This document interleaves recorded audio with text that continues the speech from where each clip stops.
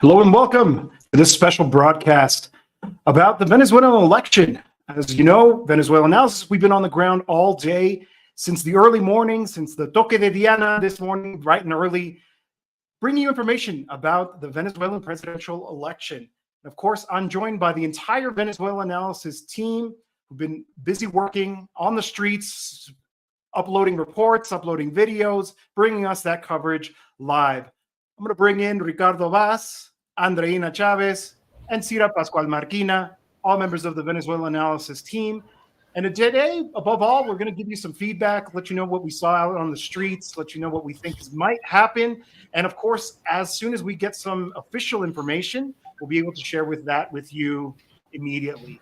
I think I'll begin with Ricardo. Let us know, what did you get a sense of on the streets of Caracas today? What's the mood? What were people talking about?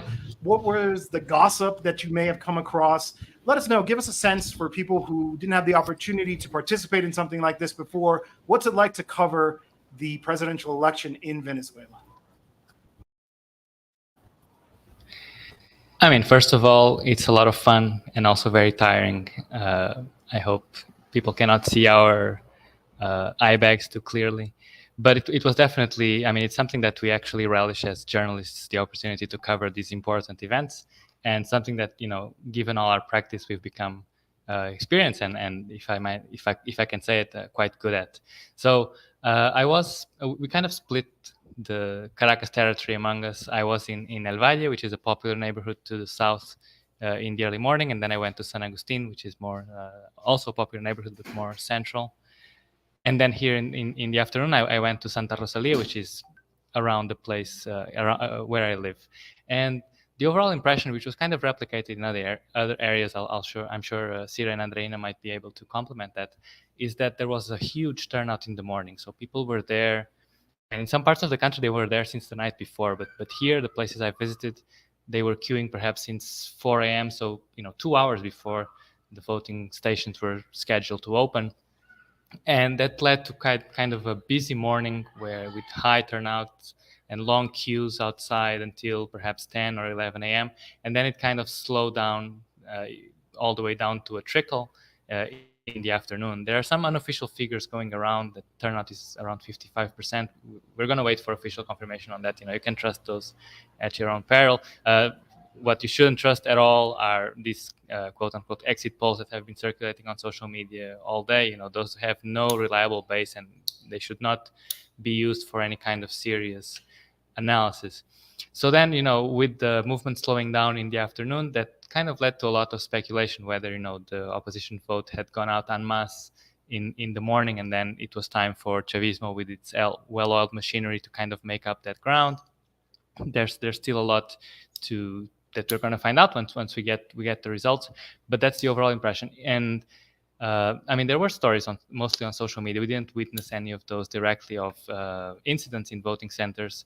Sometimes, you know, just small bureaucratic hurdles, whether it was witnesses not being allowed inside the centers, and others slightly more serious of centers not opening and clashes outside.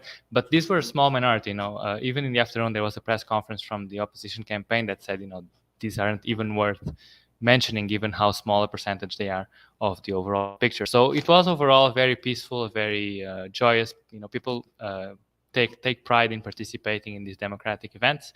So now it's just about waiting for the results. I'm going to bring in Cira as well. As you can see, she's actually on the streets still, working out there, doing the grind, talking to people. Cira, jump in here when you have a chance. I think we're having.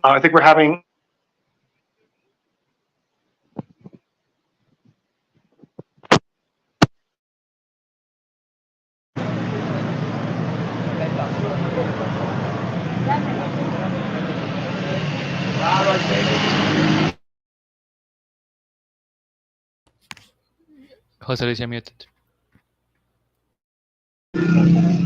So, do you hear me now? Okay, so I do not hear you very well because I am in the streets in El Panal commune in 23 de Enero, which is a working class neighborhood.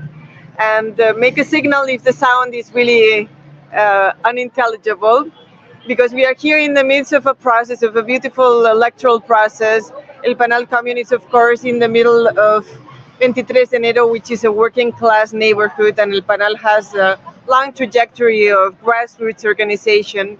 So pretty much in the same way that Ricardo mentioned, here people in the morning started to go very, very early. The turnout was very, very high.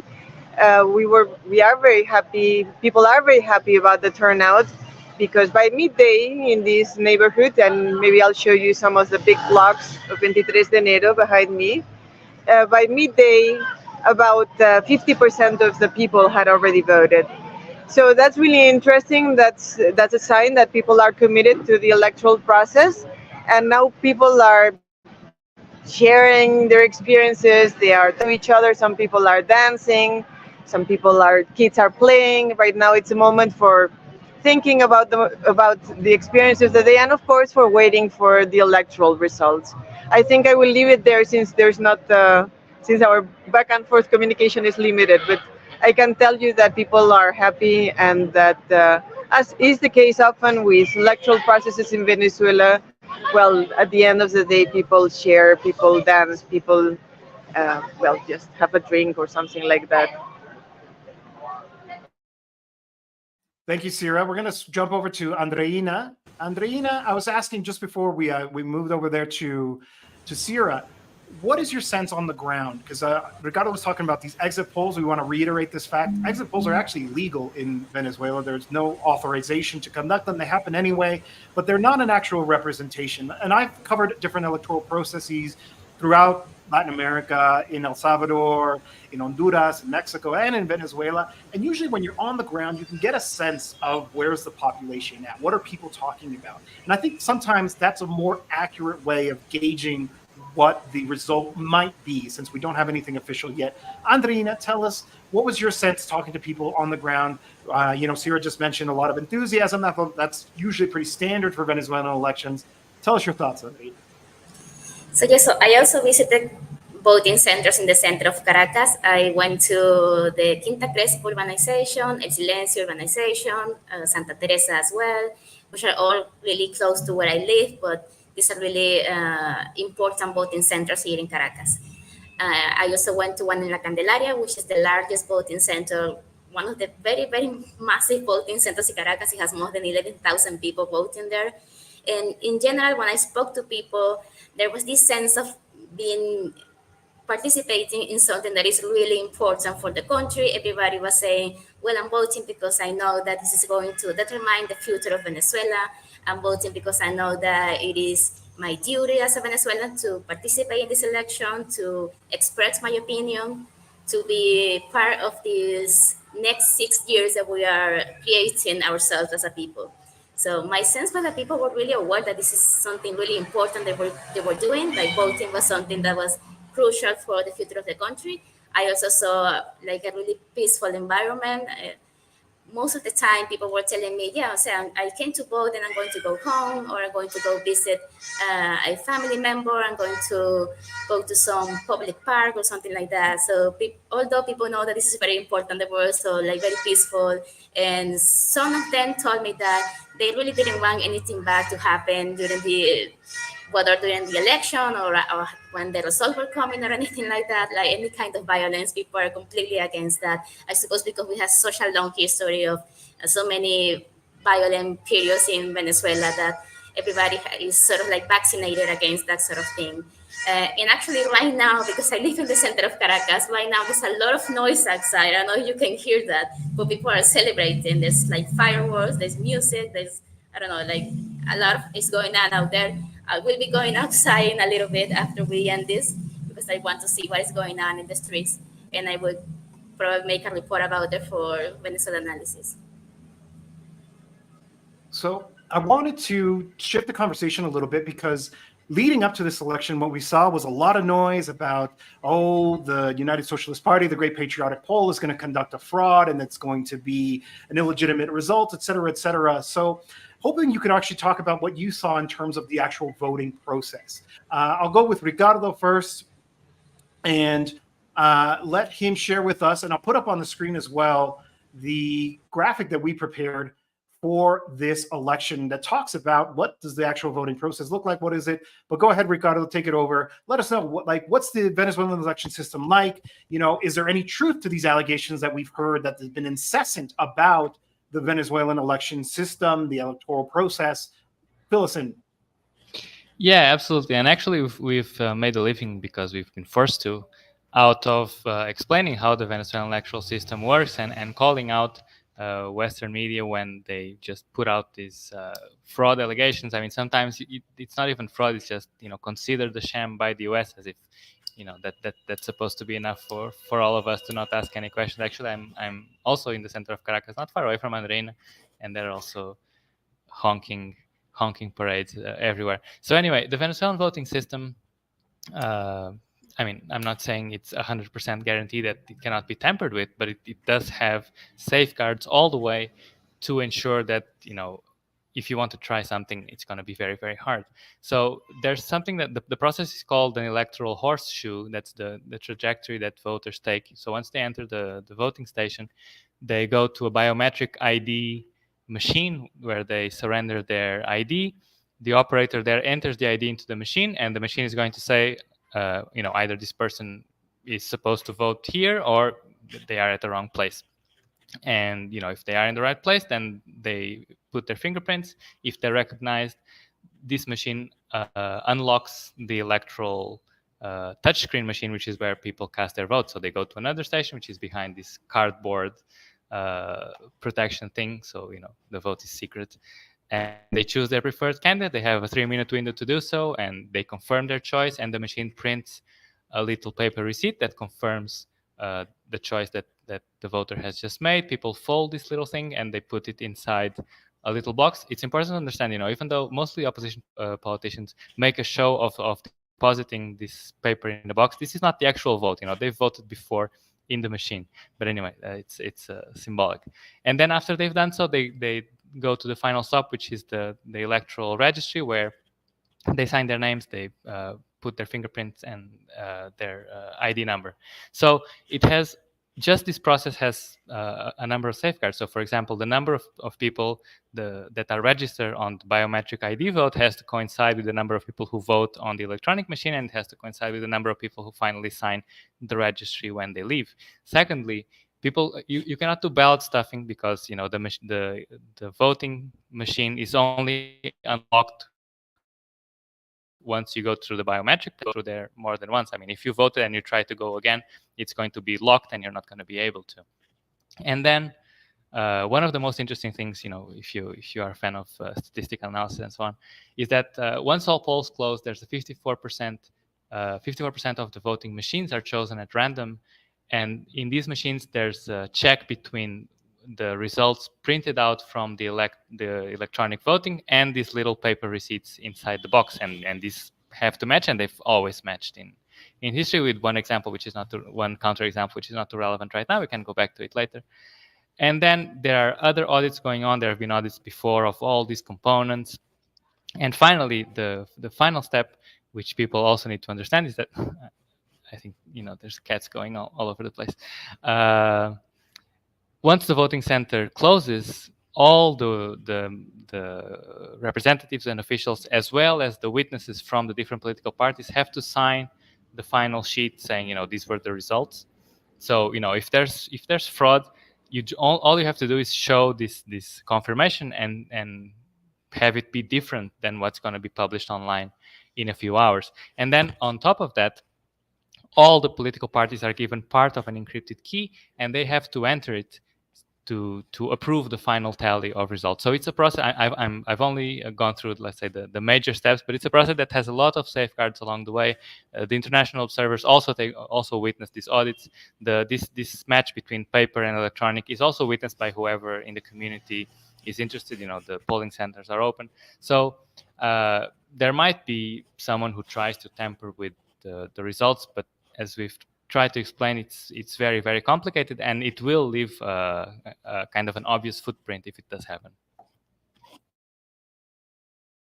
And of course, here we have some facts and figures about the election. So 21.3 million Venezuelans are eligible to vote, although the actual number will be lower because that reflects the voter roll, which obviously suffers from changes from people turning of age and also people passing away. But obviously the major factor as well is the migration of many Venezuelans, millions who have left, although the figure is very difficult to ascertain. You may see some people citing 8 million. That's not a reliable number. Unfortunately, we have a lot of double counting. People are counted by every border they cross, and the number's been artificially inflated in order to try to kind of transmit this image of Venezuela as a failed state that everybody's trying to flee.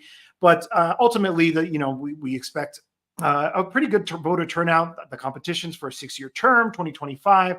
The actual process of holding the election around this time was the result of negotiations with the opposition, who agreed through dialogue with the government forces as well to hold this election in the second half. So just barely into the second half here in the month of July, but they won't actually take office until 2025, whoever the winner is.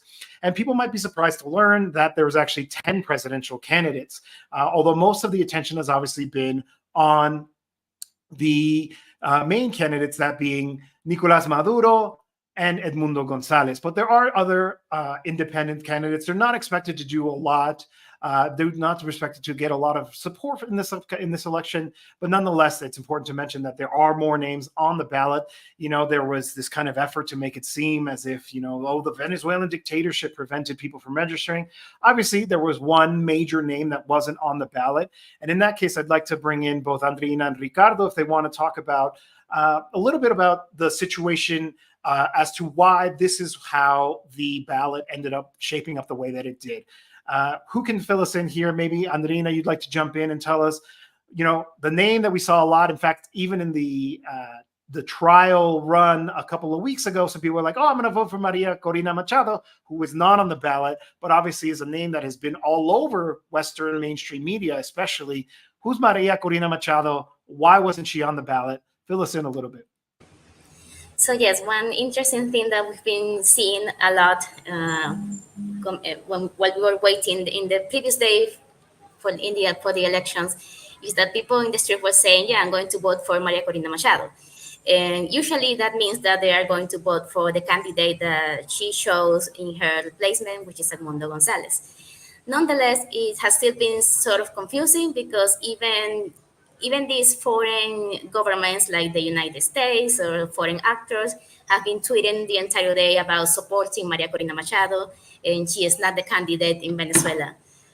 So, like you were saying, she's not on the ballot because she was disqualified from holding a public office, from running in elections for several reasons. Actually, there are many reasons why she was disqualified. One of those are some corrupt dealings that she was involved in when she was a deputy, a senator.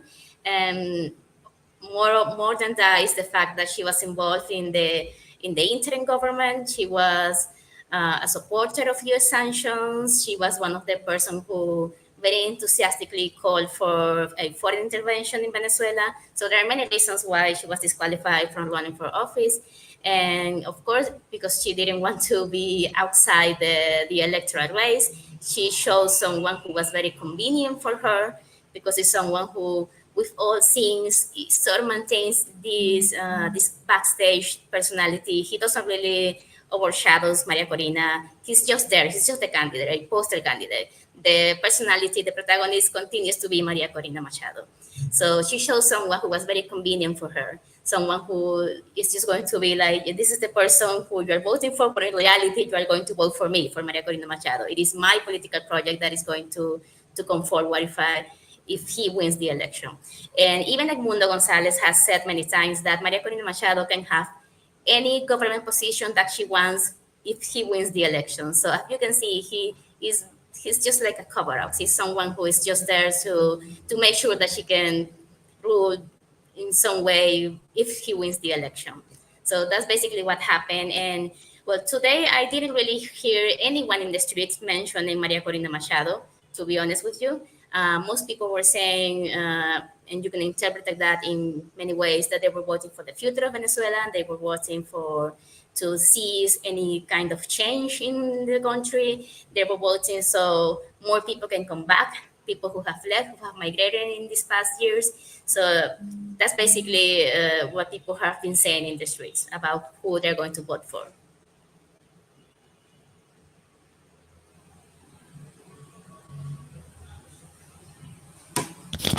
You have to unmute yourself, Jose Luis. I wanted to bring this tweet up here on the screen here, which is, of course, while we're talking about them, why not revisit a little bit of history here? So we have well wishes from a fake president to a fake candidate. Guaidó and Machado do have in common that they are out there to do U.S. empire's bidding. The actual candidate, Edmundo González, is really an afterthought at this stage, but the stakes are definitely high. So a bit of a poetic moment, I would say, Ricardo, here with Corina Machado, being not the candidate, Edmundo González, the standing candidate, being celebrated by the fake president. Where was Juan Guaidó in all of this? He was the name that the Western media made us talk about for years, and yet, what is he in some bunker in Miami? What's the situation? How come he didn't factor into this election at all? I mean, I'd like to say on the record that I actually miss him because it was a lot of fun. He was always up to some new form of nonsense. So, I mean, we did our social media accounts essentially skyrocketed thanks to Juan Guaidó. So, if he's listening to us, please have our deep hatred and also some appreciation. Guaidó disappeared. He's not in a bunker. He's in a condo in Florida, which is more or less the same thing. And he kind of faded from the picture, which is kind of to be expected, given how not just how what's the nice way of putting it, just how useless he was as a politician, but also the fact that he had done what he was asked for and he was discarded because once the U.S. and their surrogates wanted to move to a next stage, he wasn't useful anymore. So in a way, he kind of passed the imaginary mantle to Maria Corina Machado as this kind of self-declared leader of the opposition who is, let's say, the point person to drive U.S. interests here. And there's kind of a history repeating itself with this fake candidate. Andreina was calling Edmundo the poster candidate, and it was quite literal. Maria Corina would go to a rally and then bring out a poster just to remind everyone, this is the guy on the ballot that they're supposed to vote for.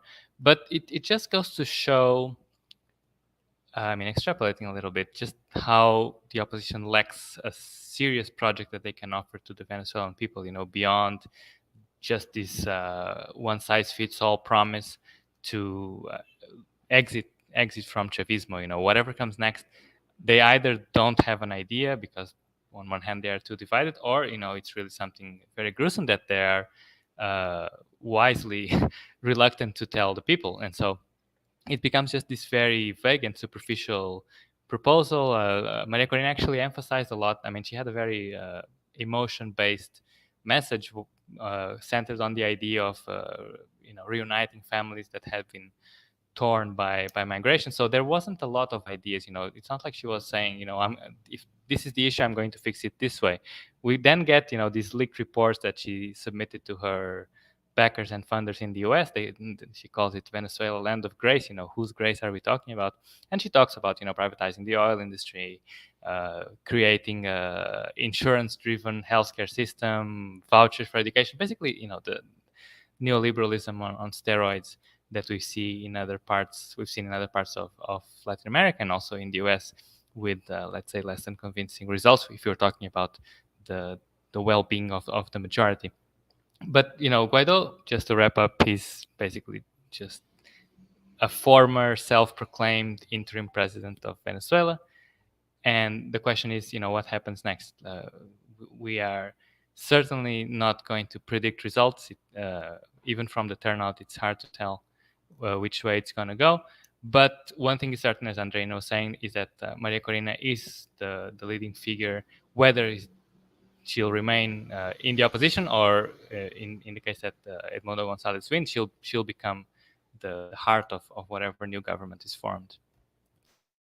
a comment about Edmundo Gonzalez. You know, obviously we have many viewers and listeners and followers in the United States, and obviously they went through this whole process very recently as a result of the advanced age of their one-time candidate, Joe Biden, who ultimately made the decision to step down and hand over the nomination to his vice president, Kamala Harris. We'll get to her in a minute. But it's interesting that we've had this discussion around the advanced age and the fact that this does affect. Edmundo Gonzalez was not planning on being the candidate. Ultimately, he was the name that they put on the ballot. Like you said, he largely ran his campaign from his living room. You know, there was a funny tweet from a friend of ours, Lubrio, who said, seems like his job is to just say hello to the guacamayas on his balcony. For people who don't know, there are guacamayas that fly throughout Caracas. It's beautiful. It's one of the nice things about that city. But ultimately, like you said, he made no actual effort to campaign himself. All the work was done by Maria Corina Machado. In fact, there's a picture of him up here on the screen where you can see him inside a Volkswagen Beetle. The guy is very old and even struggled to be able to open the door to be able to exit the vehicle and greet supporters. And so that brings up something that I think is somewhat interesting for me, and maybe both of you can comment on this, which is the fact that, I mean, this is a very kind of extraordinary, very unusual way of running a campaign that ultimately may open the door to the election being invalidated. If you have somebody who's not physically capable of exercising the authority of the presidency and has said outright, oh, I'm going to give whatever job she wants to this other person who was not on the ballot. And then additionally has actually, Maria Corina Machado said, in my government, when I'm president, slipping up on the campaign trail. I mean, like I said, I've acted as an election observer. I'm familiar with electoral law. I wouldn't say I'm a legal expert, but it definitely, at least to me, from my experience, opens up the terrain to suggest that there could be some questioning about the integrity of the result if Edmundo Gonzalez wins, because ultimately, who's going to govern? It sounds like it won't be him. He's maybe even physically incapable of governing. And then ultimately, so then the population will be ruled by somebody who was never on the ballot. That doesn't seem very democratic to me. Your thoughts?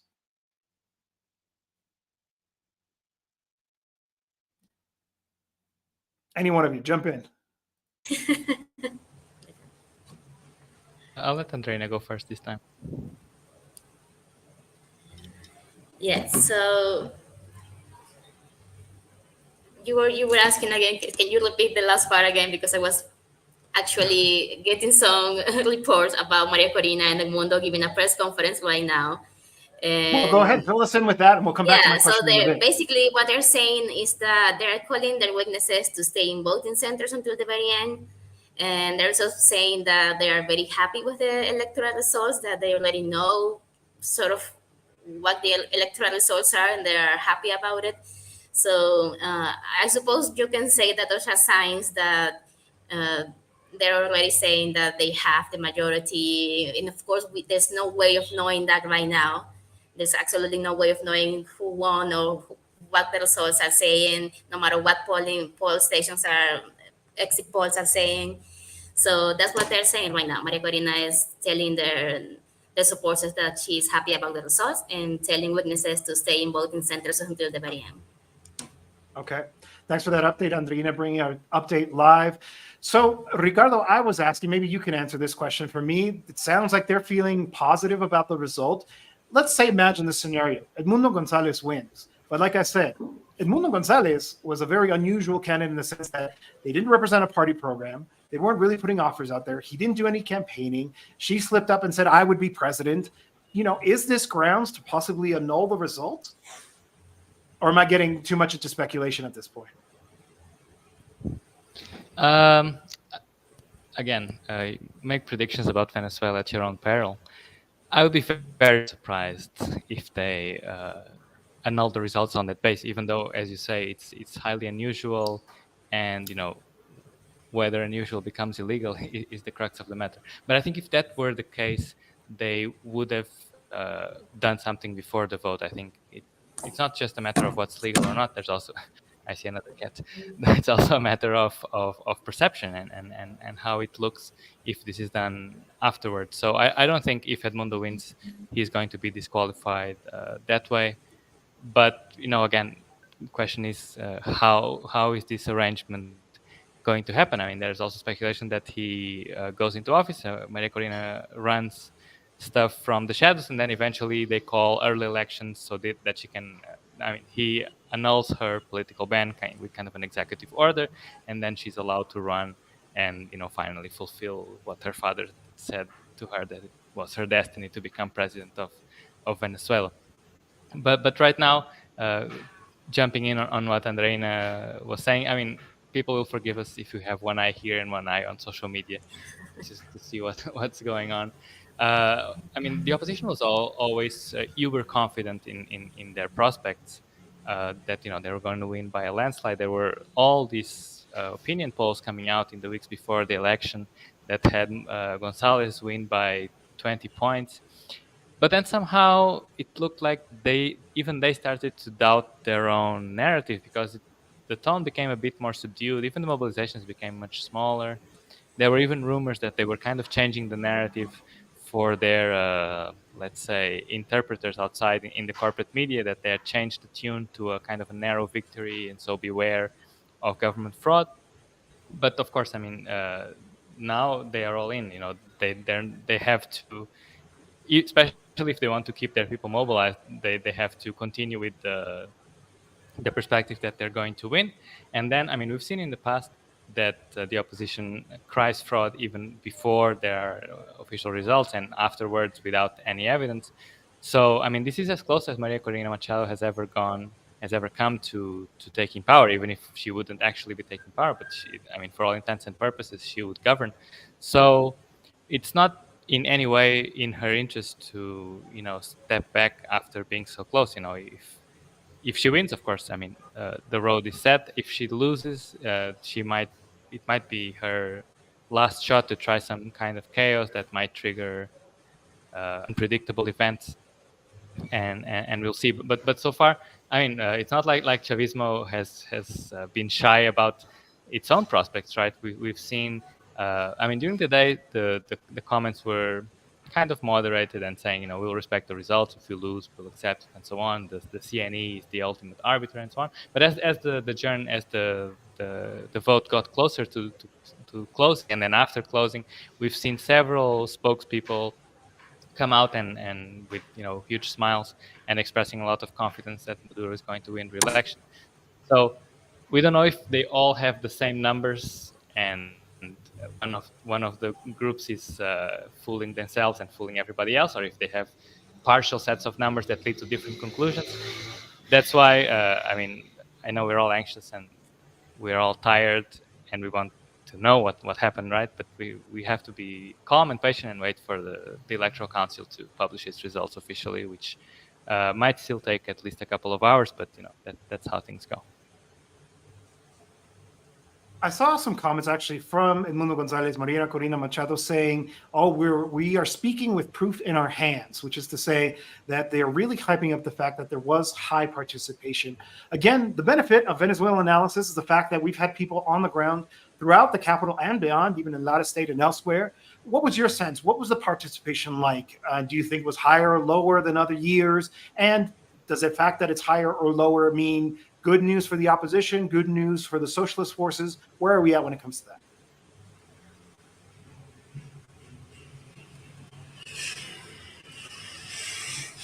Ricardo?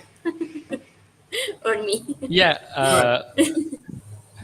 You go ahead first. I got distracted. No, you go ahead. Okay, you go ahead, please. I'll go. So participation, there's still no official figures, but many these things that come out throughout the day talk about 55%. So what you were saying a few minutes ago, that you have to take out some chunk of the 21.3 million officially registered because they are abroad. But even so, imagine that we have a total of around 17 million. 55% is around 11 million. So that is actually low for a presidential election. When Chavez was elected in 2012, and then when Maduro won election in 2013, turnout was 80%. And so even adjusting for the lower electoral roll, this would be significantly below that. And again, speculate at your own risk. What does the lower turnout mean?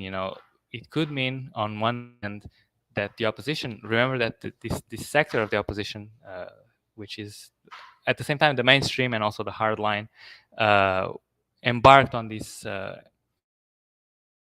agenda of electoral boycott. So, they didn't take part in the 2018 presidential elections, which led to a quite comfortable Maduro victory, and also, earlier and subsequent votes. And then they, in a less than convincing fashion, tried to come back to the electoral path.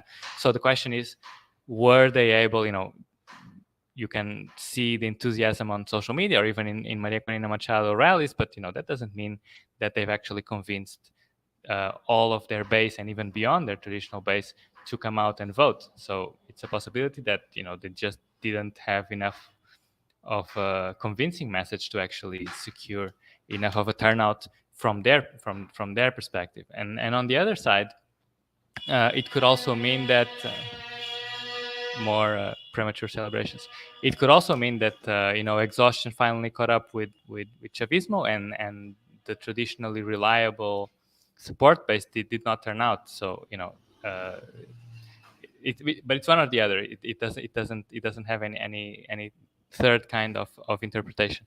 And actually, Fanny, our social media manager, was just relaying a question that we got on YouTube.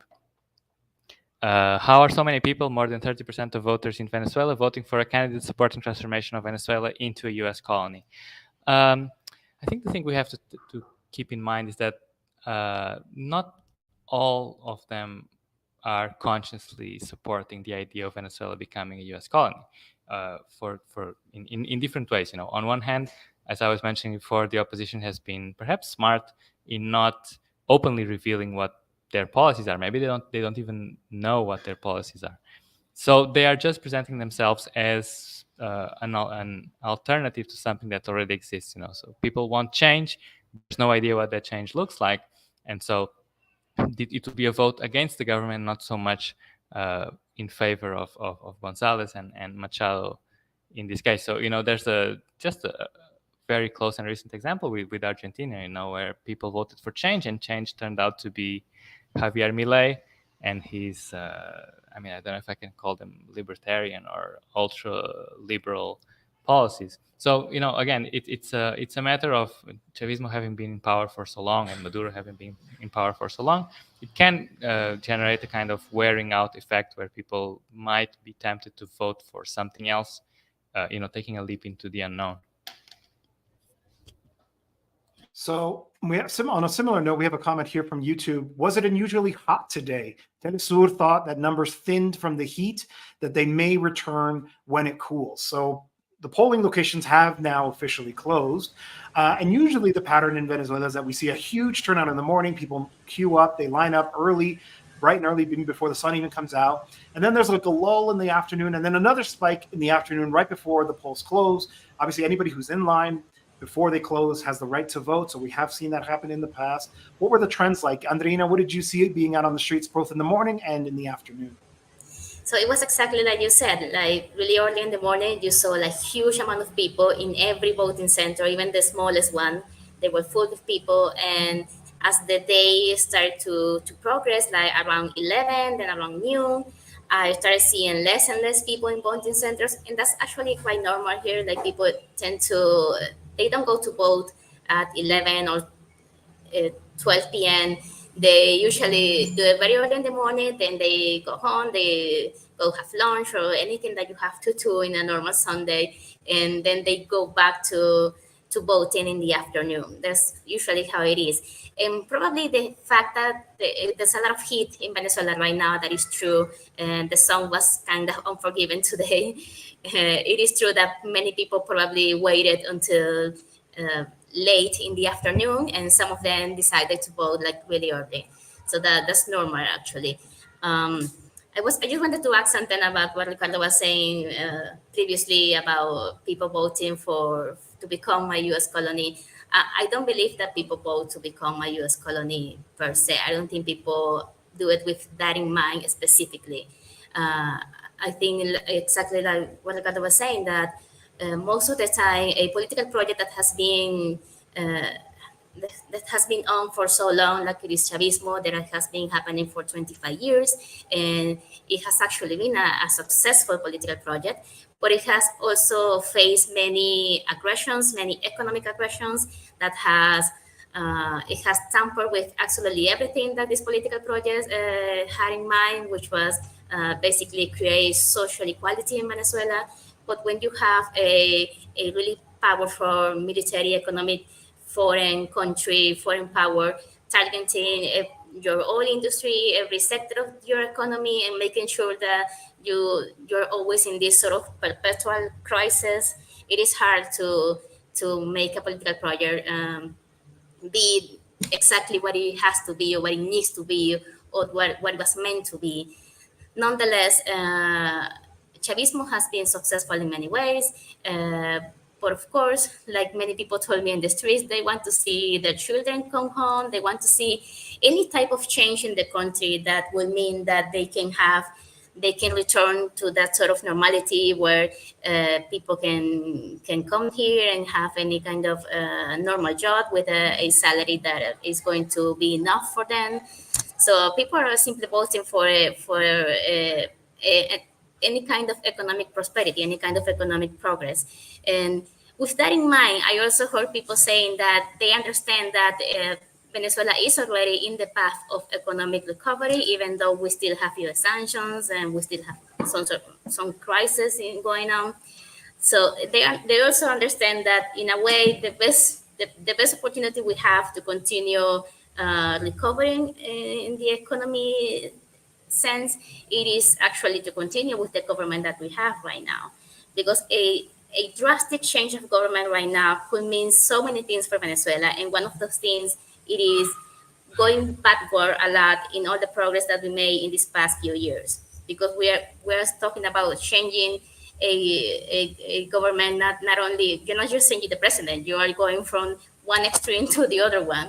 So there's also a lot of fear that we're going to lose this sort of stability that we gained recently if we suddenly see ourselves being governed by an opposition candidate, and one as Maria Corina Machado, who has proposals such as privatizing the oil industry, privatizing every public service, and a lot of people see the danger in that that's a way to sort of go backwards in the sense of how much we have overcome in these last few years. So Jose Luis has told me that his computer froze. That's why he's standing so still. It's not just that he's mesmerized by our analysis. And so we're going to make some final comments and we're going to wrap up here. I think we've done kind of a balance of where the day stands. So I'll just add some final comments and then pass it over to Andreina for any final impressions she might have as well. You know, I'm taking over as self-proclaimed interim host here in the live stream. So what Andreina was saying, you know, this voting for change, you know, what people aspire to, there's certainly no guarantee at all that voting for the opposition is going to bring that about. And in fact, we can argue or, you know, bring up an example like Argentina that it's actually going to go in a different direction. But in the end, you cannot, I mean, you can analyze, but you cannot really blame or shame people for how they vote, because you know, sanctions have taken a huge toll on the population. They have, I mean, it is collective punishment. It is collective punishment by design. And also, I mean, the government also needs, I mean, we've done that. Venezuelanalysis have kind of an honest and thorough look at government policies, and you know, we understand what's being done in this context of economic hardships and sanctions that severely limit the options that the government have. But there are also things that can be analyzed and put into context and criticized as, you know, increasing inequality or offering too much benefit to the private sector, you know, relegating policies in favor of the working class in general. But, you know, then there are other policies that try to address these issues in different ways. So we can probably leave the discussions of what the next term and the political scenarios are going to be, you know, depending on who wins the election. For now, people should stay tuned to our coverage. We're gonna be updating on everything that goes on. And Andreina, if you have any final words, I'll pass it over to you. Yeah, so what you were saying, we're going to be, right now, we're going to be focusing on waiting for the electoral results, and we're going to be on the streets, seeing people's reactions, seeing what is going on. So we're going to be reporting probably throughout the night, most likely, and then very early tomorrow. So everybody just stay tuned to Venezuelanalysis, to every social media that we have, Twitter, Telegram, Instagram. So we'll probably have another live stream, another one of these in case it is needed. So please stay tuned. All right, that's a wrap for us here, and we'll remain in touch.